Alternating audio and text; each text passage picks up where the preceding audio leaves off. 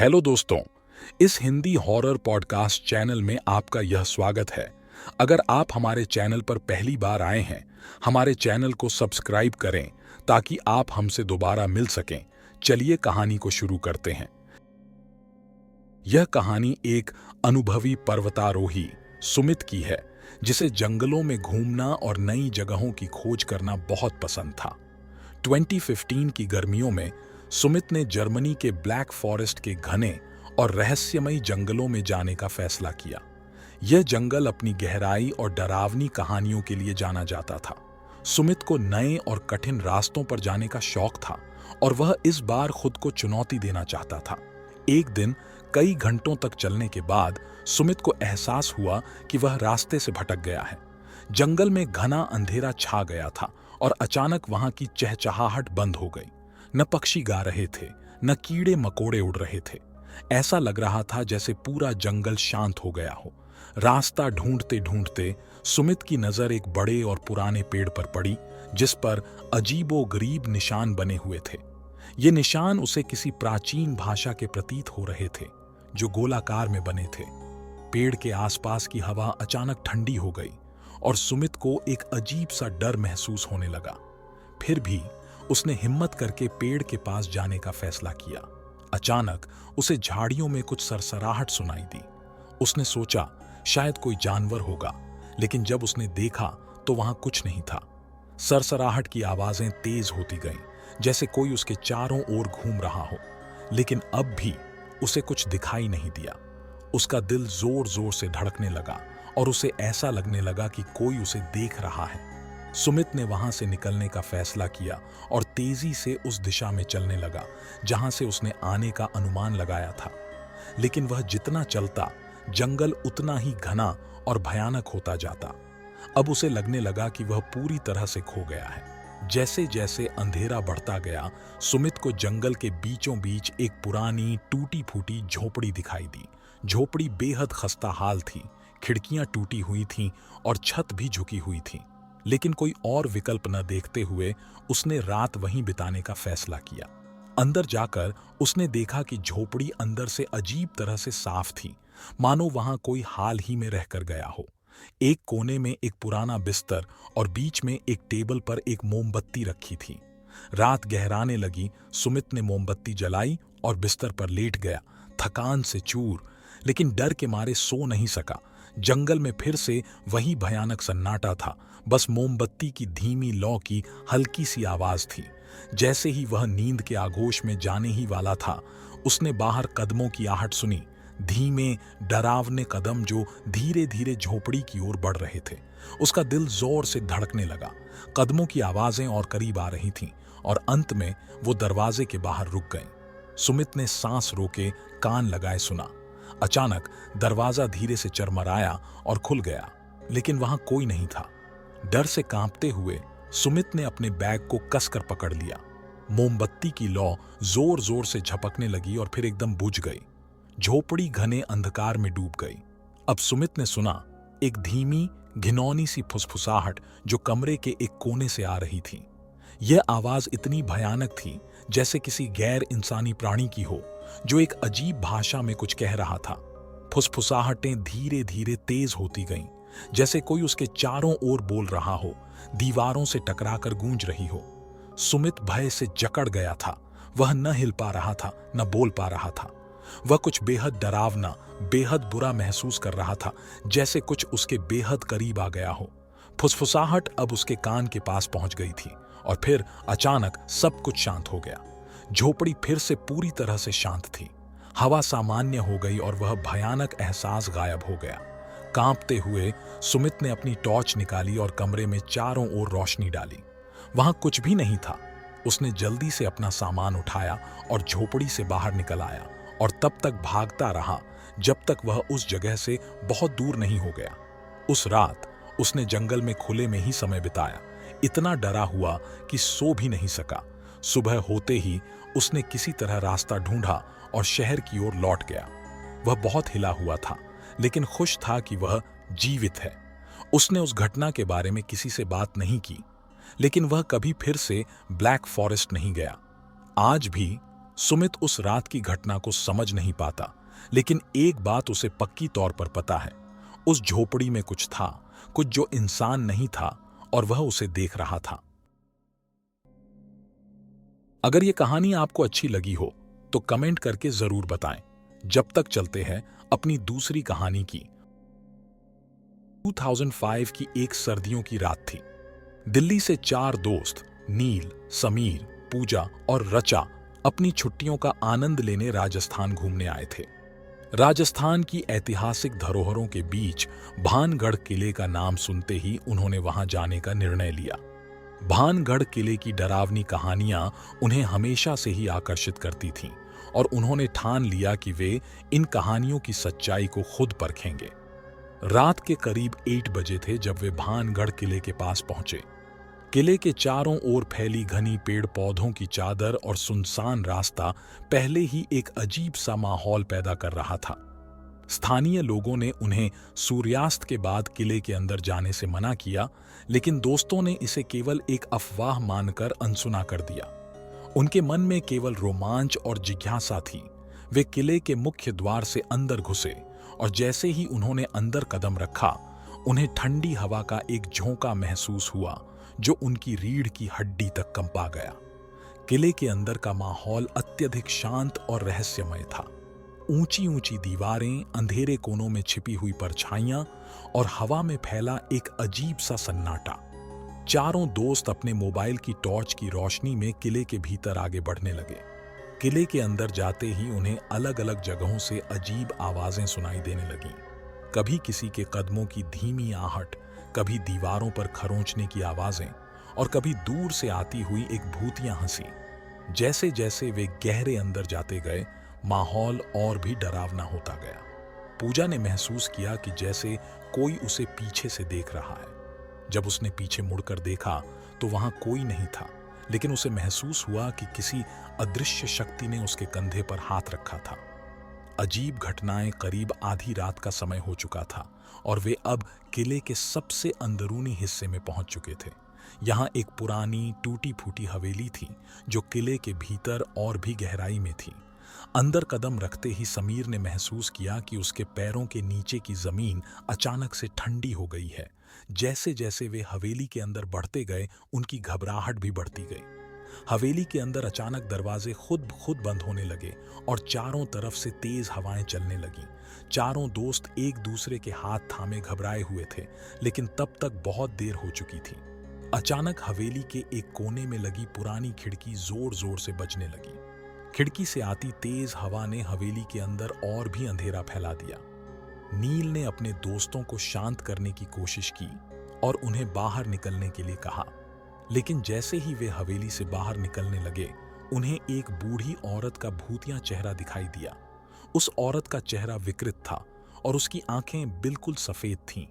वह औरत धीरे धीरे उनकी तरफ बढ़ने लगी। डर के मारे चारों दोस्तों के पैर जैसे जड़ हो गए थे और वे हिल भी नहीं पा रहे थे। भूतिया औरत ने उनके करीब आकर जोर से चीख मारी। उसकी चीख इतनी भयानक थी कि चारों के कानों में खून बहने लगा। रचा डर के मारे बेहोश हो गई। नील ने हिम्मत जुटाकर उसे उठाया और वे तेजी से किले से बाहर की ओर भागने लगे। भागते समय समीर ने महसूस किया कि कोई उसे पीछे से खींच रहा है। जब उसने पीछे मुड़कर देखा तो कोई काले साए जैसा दिखा, लेकिन वह धीरे धीरे गायब हो गया। वे किसी तरह मुख्य द्वार तक पहुंचे, लेकिन किले से बाहर निकलने से पहले अचानक दरवाजे खुद ब खुद बंद हो गए। वे चीखते चिल्लाते हुए दरवाजे को खोलने की कोशिश कर रहे थे, लेकिन दरवाजे नहीं खुले। उन्हें लगा कि उनकी मौत तय है। तभी अचानक एक जोरदार आवाज के साथ दरवाजे खुल गए और वे किले से बाहर भाग निकले। भागकर बचना। जब वे किले से बाहर निकले तो उन्होंने देखा कि आसमान में घने बादल छा गए थे और बिजली कड़कने लगी थी। वे अपनी कार तक भागे और तेजी से वहां से निकल गए। रास्ते भर किसी ने भी कुछ नहीं कहा। सबके चेहरों पर डर साफ दिखाई दे रहा था। जब वे वापस अपने होटल पहुंचे तो रचा की हालत गंभीर थी। उसे तुरंत अस्पताल ले जाया गया, जहां डॉक्टरों ने उसे मानसिक आघात की स्थिति बताई। उसने कई दिनों तक किसी से बात नहीं की और धीरे धीरे उसका मानसिक संतुलन बिगड़ने लगा। उस घटना के बाद चारों दोस्तों ने फैसला किया कि वे फिर कभी भानगढ़ किले का नाम भी नहीं लेंगे। वे आज भी उस भयानक रात को याद करके कांप उठते हैं। भानगढ़ किला, जो दिन में एक ऐतिहासिक धरोहर लगता है, रात होते ही एक भयानक और खौफनाक जगह बन जाता है, जहां अतीत की भूतिया कहानियां आज भी जिंदा हैं। यह घटना आज भी उन लोगों के लिए एक चेतावनी है जो भानगढ़ की कहानियों को सिर्फ अफवाह मानते हैं। किले के भीतर जो भी घटित हुआ वह अकल्पनीय था और इसे समझ पाना आज भी मुश्किल है। अगर यह कहानी आपको अच्छी लगी हो तो कमेंट करके जरूर बताएं। जब तक चलते हैं अपनी तीसरी कहानी की ओर, और यह कहानी 1998 की है, जब उत्तराखंड के एक छोटे से गांव के 4 दोस्तों रवि, अर्जुन, सीमा और मीरा ने एक रोमांचक यात्रा की योजना बनाई। उनके गांव के पास घने जंगल फैले हुए थे, जिनके बारे में कई रहस्यमयी और डरावनी कहानियां सुनाई जाती थीं। यह जंगल कालीधार के नाम से जाना जाता था और लोग इसे भूतिया मानते थे। लोगों का कहना था कि इस जंगल में जाने वाला कभी लौट कर नहीं आता, लेकिन दोस्तों को इन कहानियों पर यकीन नहीं था। उनकी जिज्ञासा ने उन्हें इस डरावने जंगल में जाने के लिए मजबूर कर दिया। उन्होंने एक सप्ताहांत चुना और सूरज ढलने से पहले जंगल की ओर चल पड़े। जैसे ही वे जंगल के भीतर प्रवेश करने लगे, उन्हें चारों ओर एक अजीब सी शांति महसूस हुई।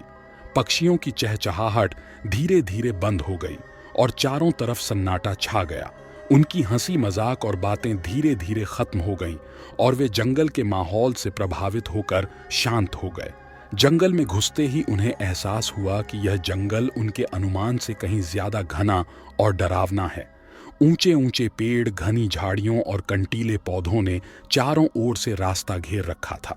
सूरज की रोशनी भी बमुश्किल जमीन तक पहुंच पा रही थी। चलते चलते वे जंगल के बीचों बीच पहुंच गए। जंगल के इस हिस्से में हवा में एक अजीब सी गंध फैली हुई थी। पेड़ों के बीच से गुजरते हुए उन्हें लगा जैसे कोई उन्हें देख रहा हो। अर्जुन, जो हमेशा मजाकिया और निडर रहता था, अचानक से चुप हो गया। उसने महसूस किया कि कोई उनके पीछे पीछे चल रहा है, लेकिन जब उसने पीछे मुड़कर देखा तो वहां कोई नहीं था। जैसे जैसे वे और आगे बढ़ते गए, उनके कदम भारी होने लगे। शाम हो चली थी और सूरज की आखिरी किरणें भी अब ढल रही थीं।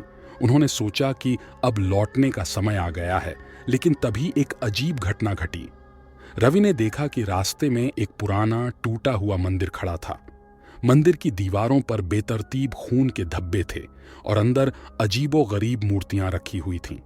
सीमा ने महसूस किया कि मंदिर के भीतर से किसी के रोने की आवाज आ रही है। वे सभी एक दूसरे की ओर देखने लगे, लेकिन फिर भी जिज्ञासा के कारण मंदिर के अंदर जाने का फैसला किया। जैसे ही वे मंदिर के पास पहुंचे, रोने की आवाज तेज हो गई। उन्होंने अंदर कदम रखा और तभी दरवाजा अपने आप बंद हो गया। वे चारों डर से चीख पड़े, लेकिन दरवाजा खोलने की उनकी हर कोशिश नाकाम रही। मंदिर के भीतर का माहौल अचानक बदल गया। वहां की ठंडी हवा गर्म हो गई और चारों ओर एक अजीब सी दुर्गंध फैलने लगी। मूर्तियां जो पहले शांत दिख रही थीं, अब उनके चेहरों पर गुस्से और पीड़ा की झलक दिखाने लगीं। अचानक मूर्तियों के बीच में से एक काला धुआं निकलने लगा और एक विकृत चेहरा उभरने लगा। चेहरा इतना भयानक था कि उन्होंने तुरंत वहां से भागने की कोशिश की। किसी तरह मंदिर का दरवाजा खुला और वे बाहर भाग निकले, लेकिन अब वे यह समझ नहीं पा रहे थे कि किस दिशा में जाना है। जैसे जैसे अंधेरा गहराता गया, जंगल और भी डरावना और खतरनाक हो गया। चलते चलते वे पूरी तरह से जंगल में खो गए थे। उनके पास कोई दिशा निर्देश नहीं था और हर दिशा में एक जैसा ही नजर आ रहा था। उन्होंने सोचा कि वे शायद मंदिर के पास ही घूम रहे थे, लेकिन हर बार जब वे एक ही जगह लौटते तो वहां का नजारा बदल चुका होता। अचानक मीरा ने देखा कि उनके सामने एक धुंधली आकृति चल रही थी। वह एक बूढ़े आदमी की आकृति थी जो धीरे धीरे उनकी ओर बढ़ रही थी। उस आदमी की आंखें बिल्कुल सफेद थीं और उसकी चाल बेहद अजीब थी। उन्होंने डर के मारे भागने की कोशिश की, लेकिन ऐसा लग रहा था कि उनके पैर जमीन में धंस गए हों। बूढ़ा आदमी धीरे धीरे उनके पास पहुंचा और एक भयानक आवाज में बोला, तुम लोग यहां क्या कर रहे हो? यहां से जाओ, इससे पहले कि बहुत देर हो जाए। उसकी आवाज सुनते ही वे और भी डर गए और भागने लगे, लेकिन जितना वे भागते उतना ही वो बूढ़ा आदमी उनके करीब आता गया। रात के करीब 2 बजे होंगे जब वे एक जगह पर बैठ गए। वे सभी थक चुके थे और डर के मारे उनकी हालत खराब हो गई थी। अचानक अर्जुन बेहोश हो गया। उसे होश में लाने की कोशिश की, लेकिन वह नहीं उठा। तभी अचानक उन्हें उसी बूढ़े आदमी की आवाज फिर से सुनाई दी, जो कह रहा था, तुम लोग अब नहीं बच सकते। यहां से निकलने का एक ही रास्ता है और वो तुम्हारे सामने है। उन्होंने देखा कि सामने एक पत्थरों से बना रास्ता दिखाई दे रहा था। डर और घबराहट के बीच वे उस रास्ते पर चल पड़े। जैसे जैसे वे आगे बढ़ते गए, उन्होंने महसूस किया कि उनके चारों ओर अजीब अजीब परछाइयां घूम रही थीं। कभी कोई लड़की की हंसी सुनाई देती, कभी किसी बच्चे के रोने की आवाज। वे पूरी तरह से डरे हुए थे, लेकिन उनके पास कोई और रास्ता नहीं था। रवि, जो सबसे आगे चल रहा था, अचानक गिर पड़ा। जब उसे उठाया गया तो उसने देखा कि उसके शरीर पर बड़े बड़े घाव हो गए थे, जैसे किसी ने उसे नुकीले कांटों से मार दिया हो। वो सभी घबरा गए, लेकिन समय कम था और वे चलना जारी रखे। अंततः वे उस रास्ते से बाहर निकलने में सफल रहे और सुबह की पहली किरण के साथ गांव के करीब पहुंच गए। लेकिन यह यात्रा उनके जीवन की सबसे भयानक रात थी, जिसने उनकी आत्मा को हिलाकर रख दिया था। वे सभी बहुत डर गए थे और उन्होंने कभी भी उस जंगल का नाम नहीं लिया। अर्जुन ने इस घटना के बाद बोलना छोड़ दिया और वह चुपचाप रहने लगा। उसे मानसिक चिकित्सा की जरूरत पड़ी। मीरा और सीमा ने भी इस घटना के बाद अपना गांव छोड़ दिया और शहर में बस गईं। रवि, जो इस घटना के बाद भी ठीक होने की कोशिश कर रहा था, ने कसम खाई कि वह कभी भी किसी को इस जंगल में जाने की सलाह नहीं देगा। कालीधार का यह जंगल आज भी रहस्यों से घिरा हुआ है। जो कोई भी इसके अंदर जाने की हिम्मत करता है, वह कभी वैसा नहीं लौटता जैसा वह पहले था। इस जंगल की यह कहानी उन सभी के लिए एक चेतावनी है जो इसके रहस्यों को जानने की जिद करते हैं। इस जंगल के भीतर क्या छिपा है, यह कोई नहीं जानता, लेकिन जो भी वहां गया है, उसने इसके डर को महसूस किया है और कभी भूल नहीं पाया। अगर ये कहानी आपको अच्छी लगी हो तो कमेंट करके जरूर बताएं।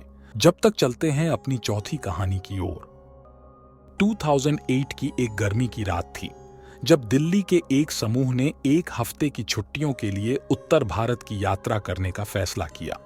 उनमें से एक डॉ अलेक्स एक अनुभवी डॉक्टर था, जो हमेशा अजीब और रहस्यमय स्थानों की कहानियों को सुनने में रुचि रखता था। जब उसे एक भूतिया अस्पताल की कहानी पता चली, जो कभी एक प्रसिद्ध सरकारी अस्पताल था और आज खंडहर में बदल चुका था, तो उसकी जिज्ञासा और बढ़ गई।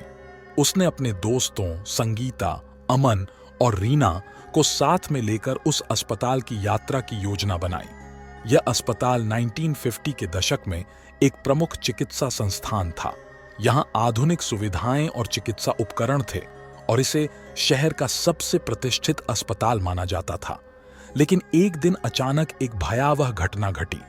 अस्पताल के एक हिस्से में एक भीषण आग लग गई, जिससे बड़ी संख्या में मरीजों की मौत हो गई। यह घटना इतनी भयानक थी कि अस्पताल को बंद कर दिया गया और इसे भूतिया मान लिया गया। इसके बाद से इस स्थान के बारे में अजीब अजीब कहानियां फैलने लगीं। डॉ अलेक्स और उसके दोस्तों ने तय किया कि वे रात के समय अस्पताल जाएंगे ताकि वहां की भूतिया गतिविधियों का सामना कर सकें। शाम को उन्होंने अस्पताल की ओर रुख किया। जैसे ही वे अस्पताल के पास पहुंचे, एक अजीब सा सन्नाटा उन्हें घेरने लगा। चारों ओर का वातावरण घना और भयानक था। धुंध और घने बादलों ने रात को और भी डरावना बना दिया था। अस्पताल का मुख्य द्वार कड़ी ताले से बंद था, लेकिन डॉ अलेक्स ने उसे खोलने की कोशिश की। द्वार खुलते ही एक गंध भरी हवा बाहर आई। अंदर का दृश्य और भी डरावना था। काले गंदे दीवारें, टूटी फूटी खिड़कियां और अस्पताल की खाली बेड। उन्होंने अपनी टॉर्च की रोशनी में अस्पताल का निरीक्षण करना शुरू किया।